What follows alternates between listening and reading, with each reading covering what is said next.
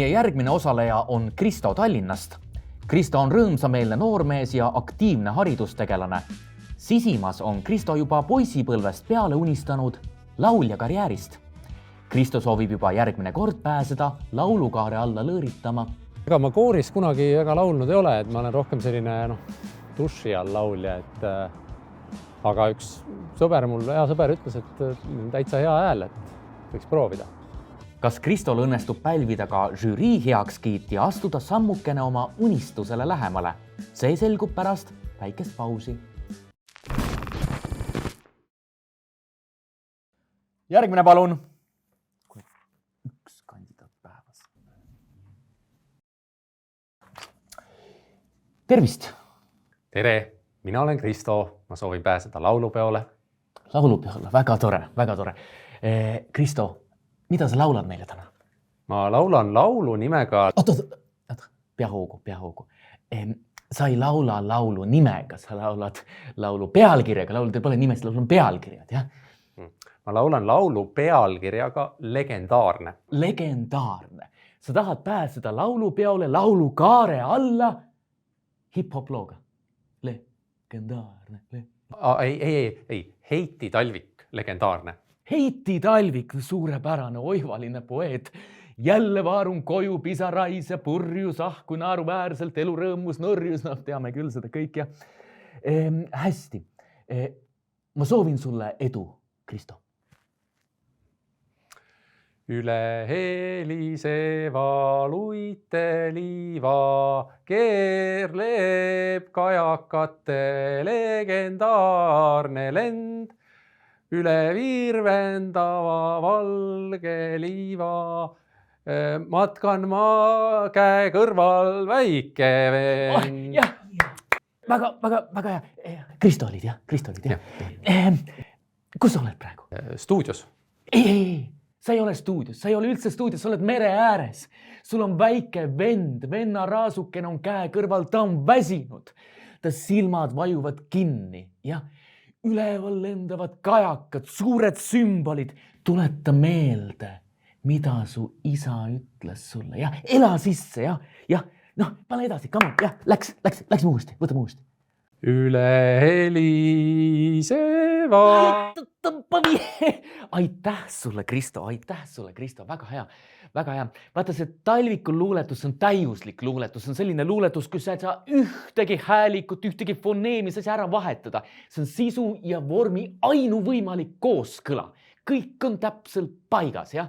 Sisu ja vormi ainuvõimalik kooskõla, et midagi ei saa muuta. See on nii paigas, et see luuletus tervikuna ise ongi suunatud välja hääldamisele. Mõtle, mis selle luuletuses aset leiab, see ongi suunatud välja hääldamisele, jah? Suunatud välja hääldamisele. Jah, nii. Kallis Kristo, kas sa tead, mis on vaba värss? Ei tea vist. Ma kuulen praegu sind ja sa laulad seda luuletust, nagu see oleks vaba värss, jah? See ei ole vaba värss. Vaba värss on selline luuletus, mis ei ole rütmiliselt korrastatud. See luuletus on rütmiliselt korrastatud, jah? Kuidas ma sulle lollile selle selgeks teen? Loeme kokku silbid, jah? Oskad silbitada? Jah. Oled õppinud, väga hea. Loeme kokku. Üle heliseva luite liiva. Mitu tükki on kokku? Mitu silpi on värsi reas? 10 esimeses reas. Mitu tükki on? 10. See pole su telefoninumbri. See on 10 silpi. See on väga tähenduslik, jah? Nii, võtame teise värsi rea. Siis on 11 silpi. Siis on jälle 10, siis on 9. Võtad järgmised stroofid samamoodi 10, 11, 10, 9. See on silbiliselt korrastatud luuletus, aga mitte ainult silbid, jah? Rõhud ka. Kas sa tead, kus eesti keeles on rõhk sõnal? Tead? Ees, taga... Kuidas sa määrad rõhku? Baromeetriga. Baromeetriga rõhku. Ei mõõda sa baromeetriga mitte midagi, jah? Eesti keeles on rõhk sõna alguses, mitte keerleb, nagu sina meile laulad siin, vaid keerleb. Mitte Kristo, vaid Kristo, mitte Joosep, vaid Joosep, jah? See pole prantsuse keel, mida sa räägid siin, jah? See on eesti keel, jah? Rõhk on sõna alguses. Eesti keeles rõhk sõna alguses. Kuidas ma teen sulle? Võtame nüüd need rõhud ette, jah? Vaata nüüd rõhka. Üle heli, seva, luite, liiva, 5 rõhulist silpi. Vaata, need vahelduvad korrapäraselt. Rõhuline, rõhuta, rõhuline, rõhuta, rõhuline, rõhuta, proovi ka, rõhuline, rõhuta, rõhuline, rõhuta. Nii, okei, võta ennast kokku, see on silbid korrastatud, rõhud korrastatud, see on silbilis rõhuline luuletus nagu suur osa Eesti luulest. Silbilis rõhuline luuletus. Ole hea, võta ennast kokku, anna endast maksimum ja Erneseks vaatab sind praegu, jah? Nii, ole hea, palun, kollekene, jätka. Üle heliseva luite Väga hea, väga hea. Kristo, tule siia. Nii, vaata. Kas sa riimist tead midagi? Riimist? Oled kuulnud midagi? Riim? Jah, natukene, jah, riim. Vaata, siin on algriim väga olulisel kohal, jah. Nagu kogu Eesti rahva luules näiteks on algriim väga olulisel kohal. See tähendab, et sõna algused kõlavad samamoodi. Kui kaashäälikud kõlavad kokku, siis on alliteratsioon, kui täishäälikud, siis assonants, riim, jah. Mõistad, jah. Keerleeb, ka ja kate, legendaarne lend, matkan maa, väike vend ja nii edasi, jah. Mõistad mind, jah. Mitte niisama, jah. Algriim kordub alguses. Alliteratsioon, kaashäälikud korduvad. Assonants, täishäälikud korduvad. Nii, aga kas sa lõppriimist tead midagi, jah? Kas sa tead, miks on lõppriim luuletustel olemas, jah? Sest nii on ilus. Ja ilus, sind huvitab ainult midagi ilu ja ilu, no vaata siis seda luuletust, vaata ja, aga seal on teisi eesmärke ka riimi kasutusel, no mõtle, kõigepealt see on suunatud meelde jätmisele, jah, see jääb meelde, lend, vend, isegi sulle, ma kujutan ette, et isegi sulle võib see meelde jääda, lend, vend jääb meelde. Lend, jah, väga hästi jääb, jah. Liiva, samasugune ja jääb meelde, jah. Nii et ta on meelde jätmise tõttu seal, jah, aga mitte ainult, ta on ka rütmiline, kompositsiooniline. Vaata, sul on luuletuses lend, on ju, ma tean, varsti tuleb mingi vend, kend, midagi sellist, siis tuleb vend ja kend, on ju, siis sa mõtled tagasi, seal oli lend, ta seob selle kokku tervikuks, rütmiliselt, kompositsiooniliselt tervikuks, on ju. See pole seal värsi lõpus lihtsalt mingi tilulilu, on ju, ei ole ju tilulilu, jah. Ei ole tilulilu. Just, ei ole tilulilu, üldse ei ole tilulilu, seal on ka tähenduslik mõte, lend, vend, nad hakkavad kokku kõlama, nende tähendus muutub, kui nad on koos, nad muutuvad rõhuliseks siin värsi reas üldse, jah, mõistad mind, jah. Proovime nüüd ühe korra uuesti, mõtle, Hirvo Surva siin vehib selle dirigendi kepiga, on ju, ja sina laulad, on ju, tunned vastutust, jah, mine esita uuesti, palun. Üle heliseva luite liiva liu. Kristo olid Kristo, väga tubli, väga head pingutad, ma tunnustan seda. Kas kõnekujunditest tead midagi? Kõnekujundid? Jaa, sa tegid isegi mingi video sellest ju. Jah, tegin küll ühe video. Vaata, need pole tõesti suvalised sõnad siin, jah. Need on väga olulisel kohal, need epiteedid siin, mitte suvaline lend, vaid legendaarne lend. Mitte lihtsalt vend, vaid väike vend, jah. Tead, Kristo, teeme nüüd omavahel, mina ja sina.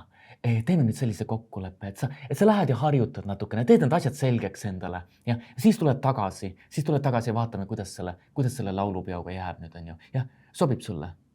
Teeme kokkuleppe, jah. Ole pai, jah. Aga ole pai, jäta mõned asjad meelde, jah. Mõned asjad, millest me rääkisime, jah. Esiteks, luuletust iseloomustab sisu ja vormi ainuvõimalik kooskõla. Teiseks, luuletus on suunatud väljahääldamisele. Kolmandaks, vabavärsiline luuletus on selline, milles puudub rütmiline korrastatus, aga Heiti Talviku legendaarne on rütmiliselt korrastatud luuletus. Tegemist on silprõhulises värsisüsteemis luuletusega, mis tähendab, et korrastatud on nii silpide arv, aga korrapäraselt vahelduvad ka rõhulised ja rõhuta silbid. Viiendaks, algriim on sõna alguse häälikute kordumine. Kui korduvad kaashäälikud, on tegu alliteratsiooniga, kui korduvad täishäälikud, on tegemist assonantsriimiga. Ja kuuendaks, lõppriim aitab luuletust meelde jätta, seob luuletuse eri värsid kokku, loob seotuse, rütmilisuse ja muudab riimuvate sõnade tähendust.